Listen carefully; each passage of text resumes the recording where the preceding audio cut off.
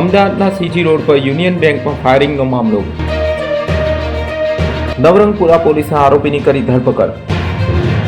નિવૃત્ત SRPF main Mahesh મહેરિયાએ firing કર્યું હતું, જેમાં બેંકના સિક્યુરિટી ગાર્ડ ઇમ્તિયાઝ ખાનને પગમાં ગોળી લાગતા તેને સારવાર માટે ખસેડવામાં આવ્યો હતો. ફાયરિંગ કરનાર મહેશ મહેરિયા અને સિક્યુરિટી ગાર્ડ વચ્ચે 1 મહિના પહેલા મારામારી થઈ હતી, જેની અદાવત રાખીને આરોપીએ બેંકમાં પહોંચીને ફાયરિંગ કર્યું હતું. આ અંગે નવરંગપુરા પોલીસે આરોપીની ધરપકડ કરી વધુ તપાસ હાથ ધરી છે.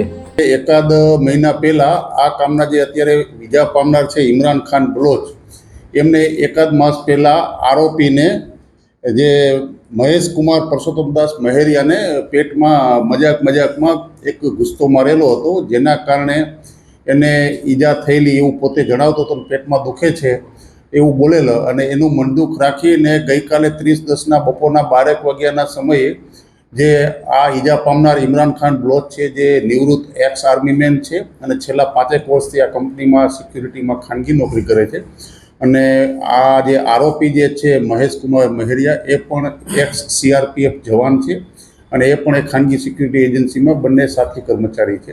એમને પાસે હથિયારી ગાર્ડ છે અને પહેલાં વિધાઉટ હથિયારીમાં નોકરી કરતા હતા.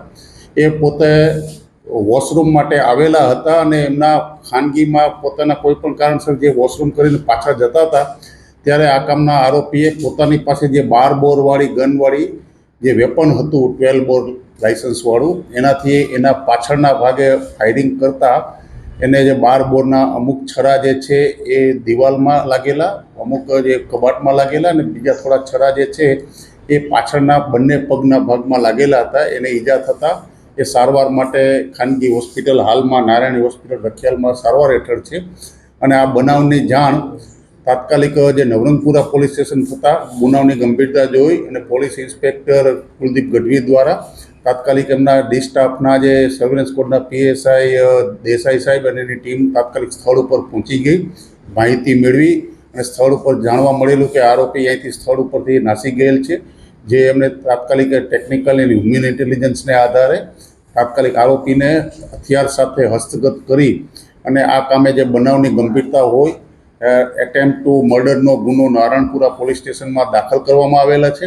અને સ્થળ ઉપરથી મજબૂત પુરાવા આધારિત તપાસ માટે કરવા માટે એફએસએલને બોલાવી અને એફએસએલને આધારે સ્થાનિક ઉપરથી જીએસઆર રેસિડ્યુ, જે ગનશોટ રેસિડ્યુના પુરાવા મેળવવામાં આવેલા છે, તેમજ એ સાક્ષ્ય મુજબ એમનું પંચનામા કરવામાં આવેલા છે અને મજબૂત સજ્જડ ડિજિટલ પુરાવા એકઠા કરી આરોપીના હેન્ડવોશ તેમજ હથિયાર અને બેલેસ્ટિક ઓપિનિયન મેળવવા માટેની તજવીજ ચાલી રહેલ છે.